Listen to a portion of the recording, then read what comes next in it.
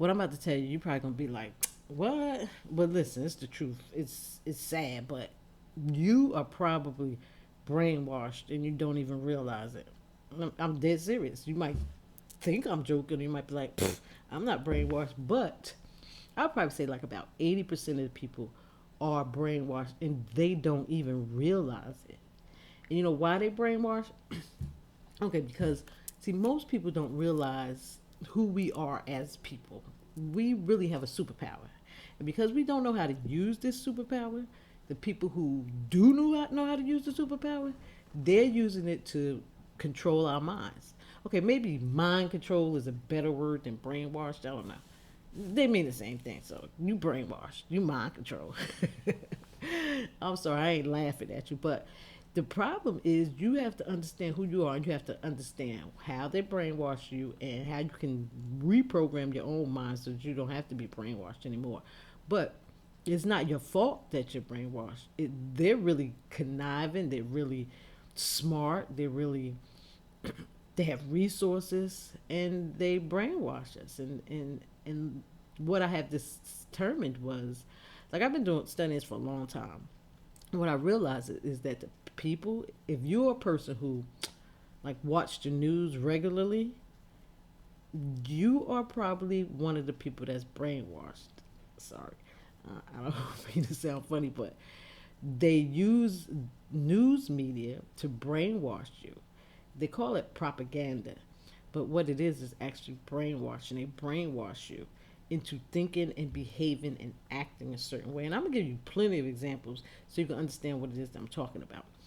But they use the news media, particularly the news. I think they be casting spells on people. I mean, they do some crazy things. But people who watch the news, they're adamant and they believe that the ideas that they have are really their ideas, but it's really not. It's really a strong psychological warfare that they're actually using on the general public that's totally unaware.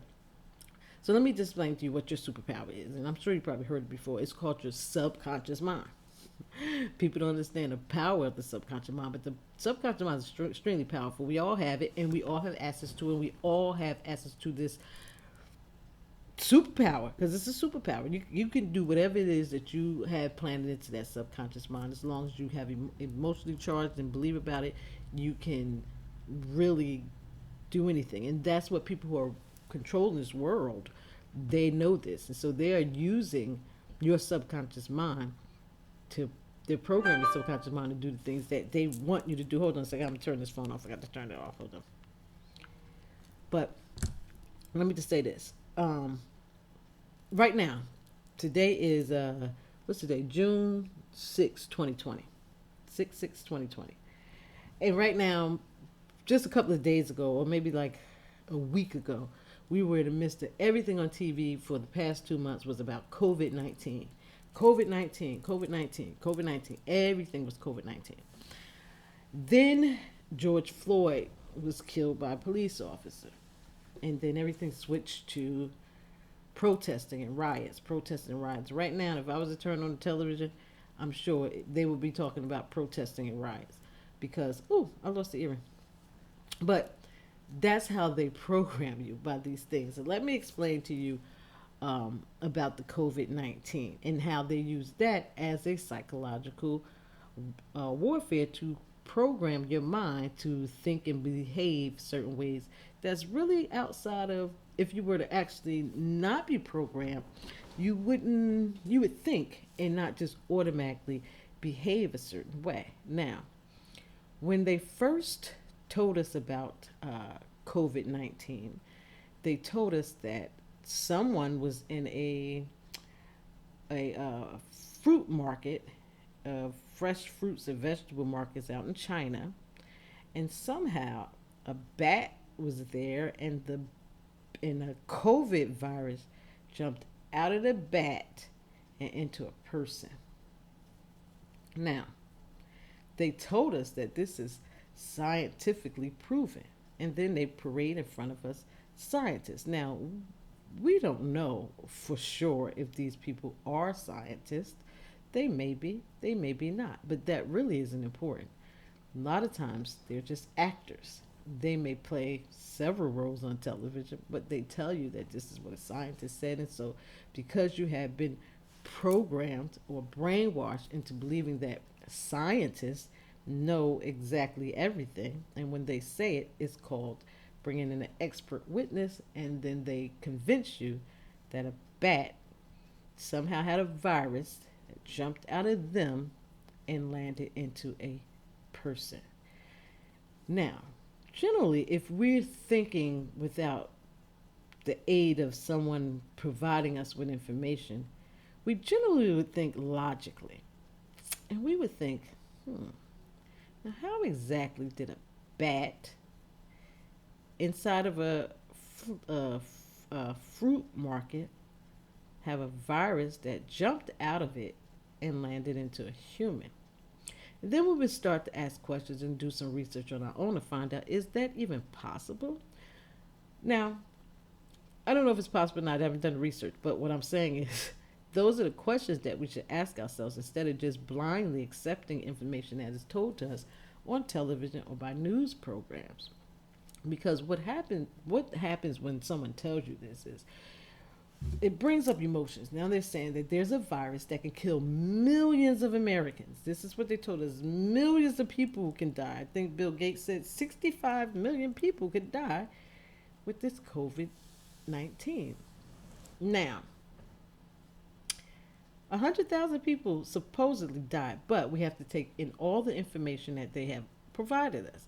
And we have to use logic and not just what they use is emotions. They get us emotionally involved where we're so upset that, oh my God, I can't even think of how hundreds of people, thousands of people died, but 100,000 people died. Well, uh, actually, they've told us that a lot of people didn't die with from COVID virus. Some people had car accidents. Some people had cancer. Some people had heart attacks. Some people had gunshot wounds, and they were classified as COVID 19 deaths. So if you think about all the people that died in the world every year, every month, and you don't classify them all as COVID 19 deaths, and you separate them into this person died from cancer, this person may have died from Alzheimer's, this person may have died from heart disease, this person got shot and was killed, this person was in a car accident and was killed. Those numbers add up to statistics. But if you're saying that now everybody who dies of any of these things are considered a COVID 19 casualty, and you take those numbers out of the 100,000, and let's say just generally 50,000 people died. So maybe you're down to 50,000. Now, 50,000 is a lot of people, but the last year seasonal flu killed 56,000 people. And we didn't hear anything at all about it. We weren't on lockdown. We didn't have to wear masks, nothing. It just, on average, the seasonal flu kills about 36,000 people every year. This is information they provide. I have no idea. I don't go around counting dead people from flus. To be honest with you, I don't trust anything that is told to me by anyone at any time without checking it first. But I'm just providing you information what has been told to us. Now, the reason they're able to do this is because we trust them. We believe the news media. We believe that they're telling us the correct information. And because we believe this, we accept and believe everything that they tell us. But the truth is they're not giving you factual information. They're not providing you with any information that's factual. They have agendas that they follow, and they provide nothing more than propaganda. And this can be looked up by anybody who feels like taking the opportunity to realize it. Now, there's never been anybody who ever came on television and said, listen, this is news and everything we say is the truth. They don't really say that. They may lie and say we're objective, but they don't really say that what we're saying is the truth.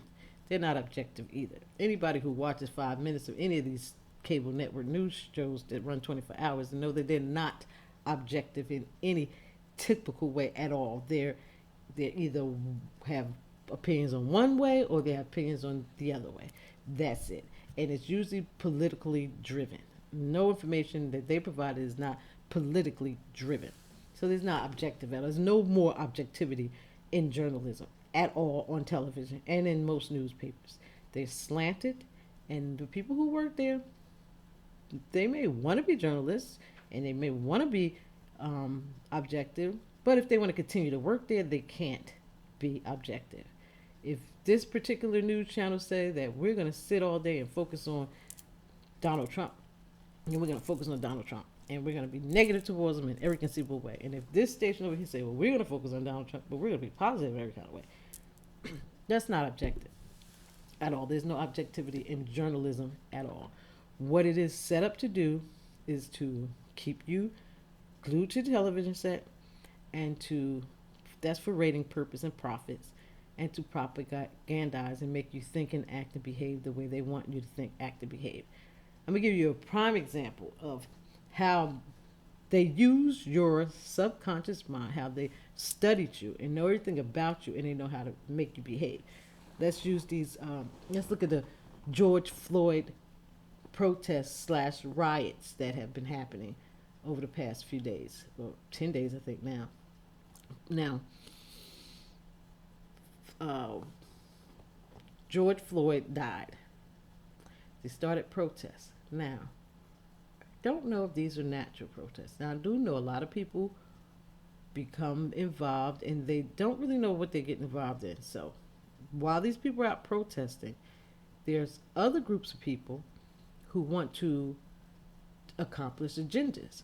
So, while there's peaceful protesters, there's also people. Let's say that the protest started in a predominantly black area, and then all of a sudden 20 white people with black masks, black clothes, hoodies on their heads, you can't see them, they're going around and they're writing on all of the businesses in the black neighborhood. They're writing Black Lives Matters or BLM, so that it looks like the black people that's protesting are actually doing this, but they're not. And these people are taking bricks and they're throwing them into the businesses, and they're going in and they're looting. Now, this is where the psychological thing comes in. They do this in front of kids, teenagers. They give the kids the bricks, put them in their hands, and say, here. And then they walk away. I saw this video of a woman chasing after the people because they have given her son a brick. She's saying, why are you giving him a brick? And they're in a car getting ready to pull off, all white guys, wearing hoodies and masks and stuff all over their face, so you can't really identify them.